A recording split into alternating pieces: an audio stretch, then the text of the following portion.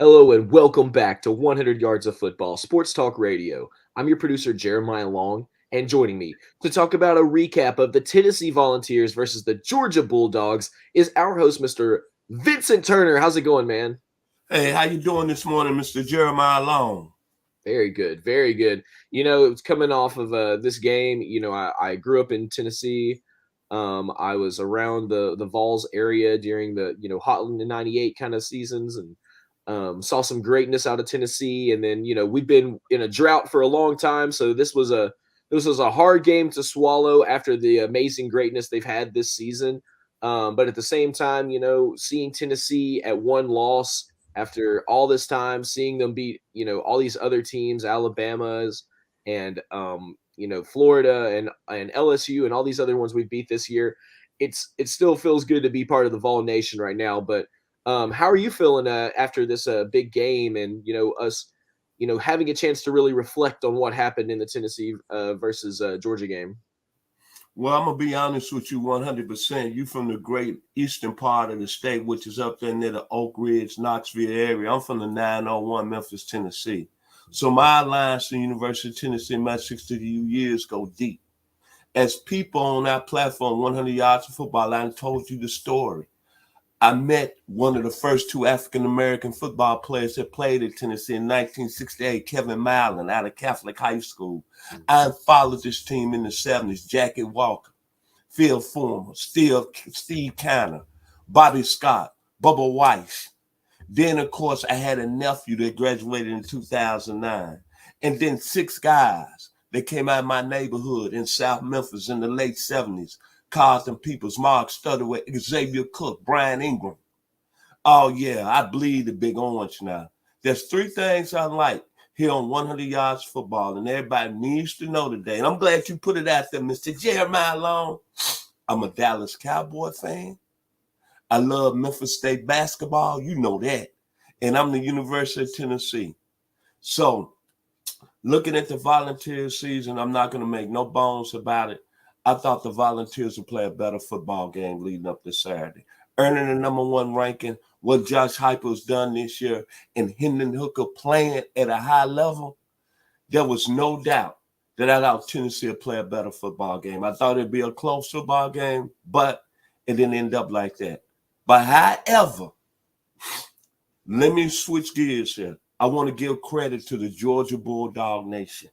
Yeah. You got a wonderful football team. The performance on Sunday from two aspects of the game. I'm going to start with their defense. You win championships with defense, man. I like what the Bulldogs did. Hands down.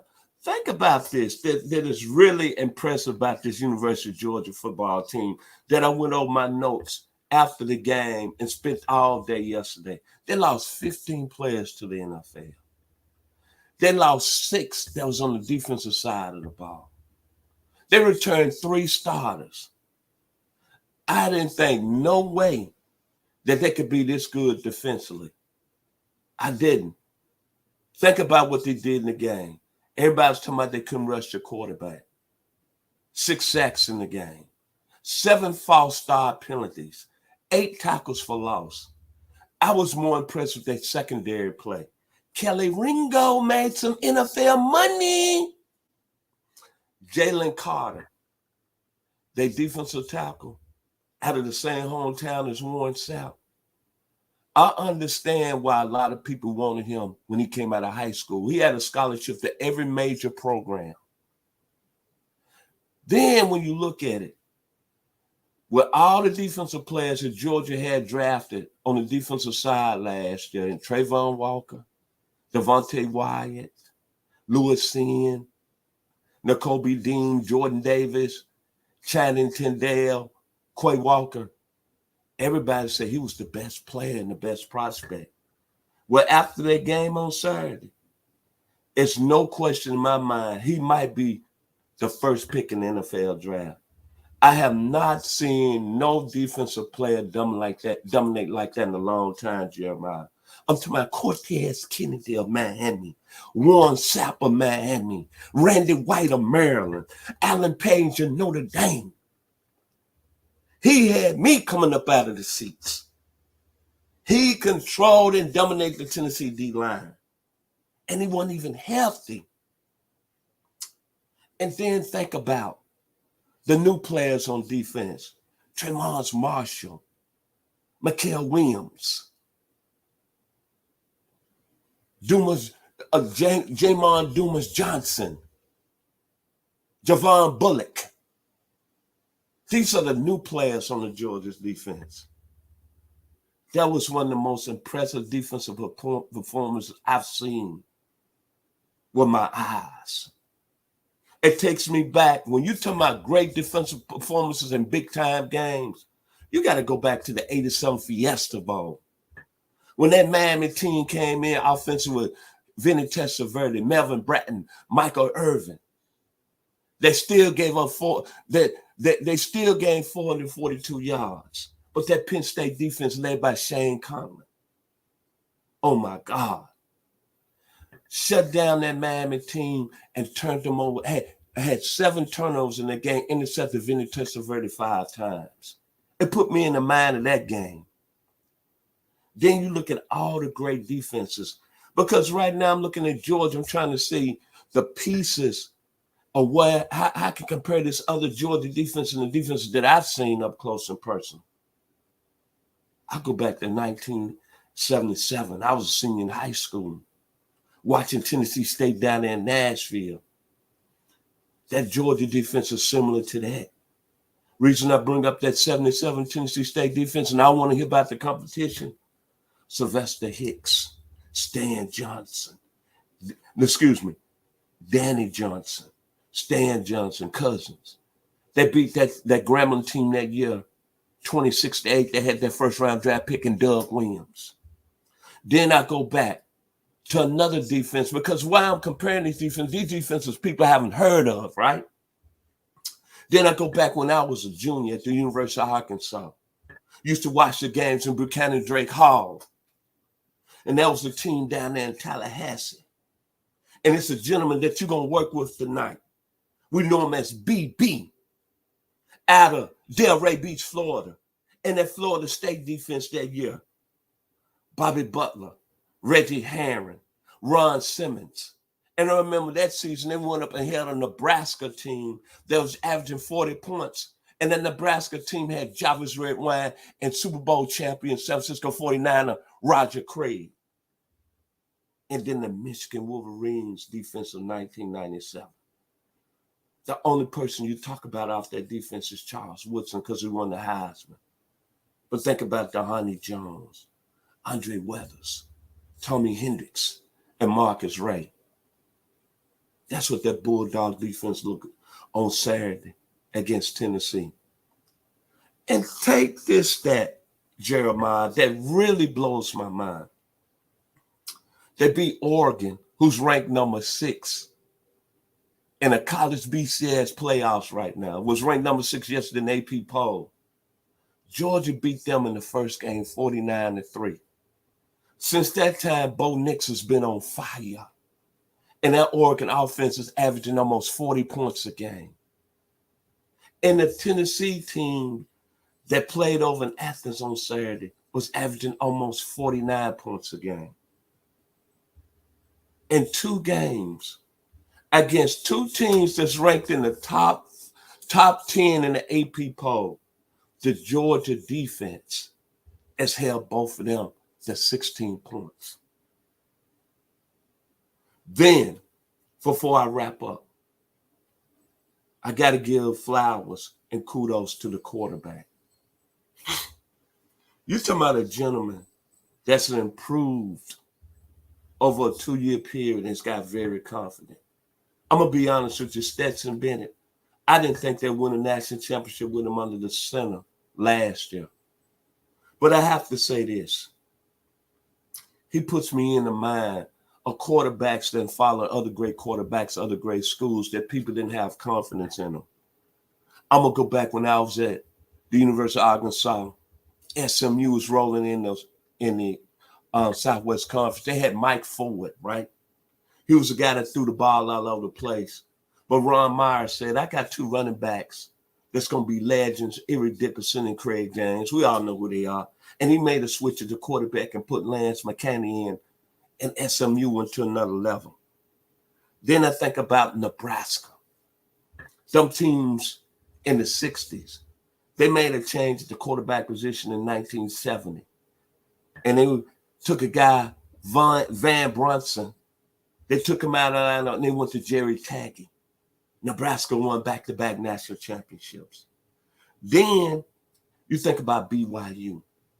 Same time I was in school, they lost a great quarterback who was a first-round pick in the 82 draft by the name of Jim McMahon. And they replaced him with Robbie Bosco, and they won a national championship 2 years later.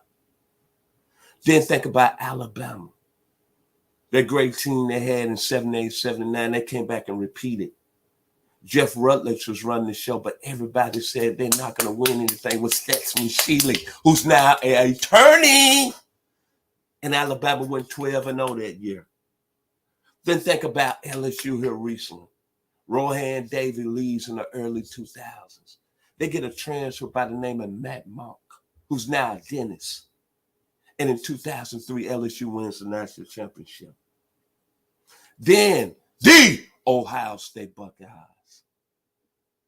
They had a veteran quarterback going into the 68th season by the name of Bill Long.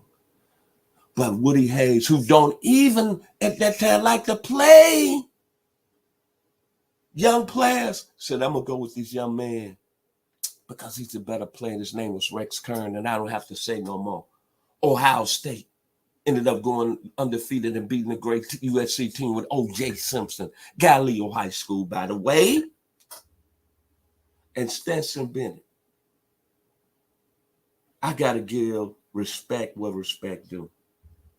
The young man this year, 2,600 yards, 11 touchdowns, 3 INTs. But I'm going to say this. His stats are probably not what you call in a Heisman form. But one thing, I'm going to be honest, Jeremiah, he's the best player in the country. After the game against Tennessee on Saturday, to me, he's the front runner for the Heisman.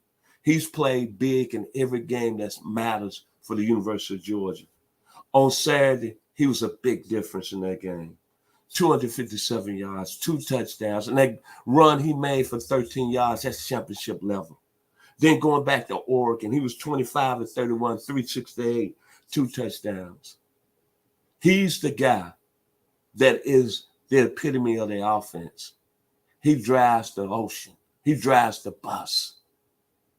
To me, right now, if you want to talk about Heisman Trophy candidates right now, we always say that we take the best player on the best team, right? On the best team in the country.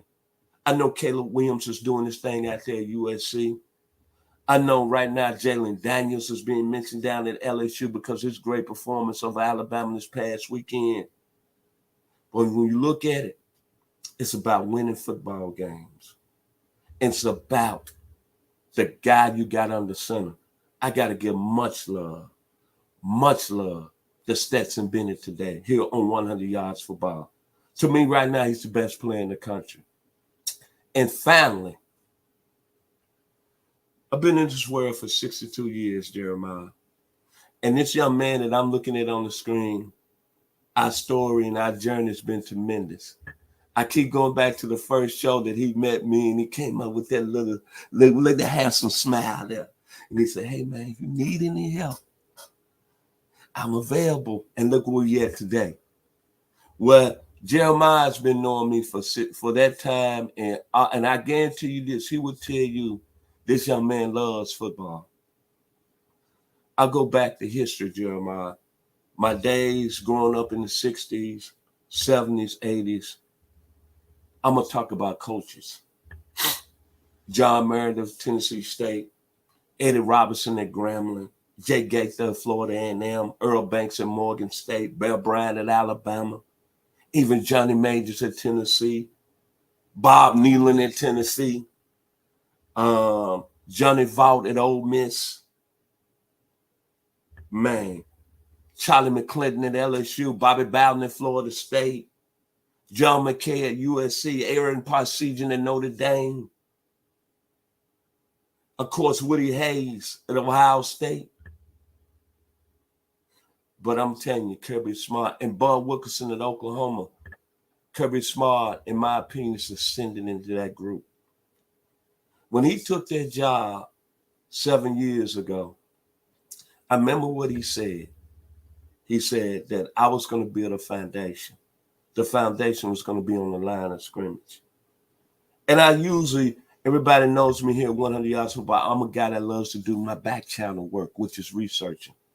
Well, Kirby Smart played with one of my good friends here in the Atlanta metro area by the name of Rusty Beatles.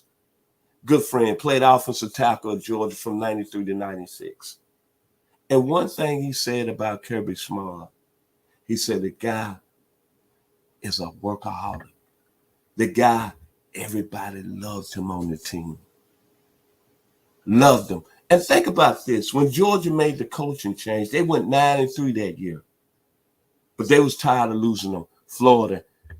And Mark Richt started. I can't think of the gentleman, the quarterback. I think his last name is by 2, and Georgia got beat in the cocktail party game. It took a lot of kudos for the Georgia administration to make that move because Mark Richt was winning. And remember Kirby Smart first year, they went 7-5. I think they went to the Liberty Bowl.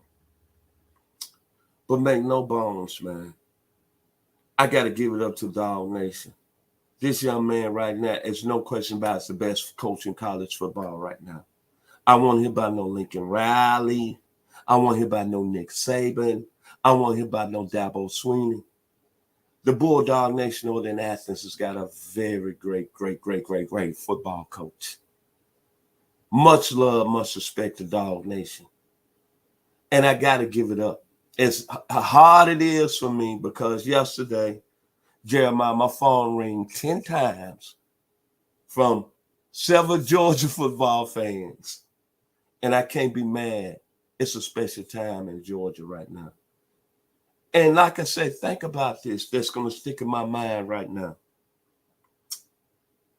They lost 15 players to the NFL last year. They turned only 3 starters on defense. And last year's defense only gave up 268 yards, total offense, 78 yards on the ground. And they held 8 opponents to a touchdown. And you come back this season and you take new players and 2 teams that's ranked in the top 10. Tennessee's number 5, Oregon is number 6.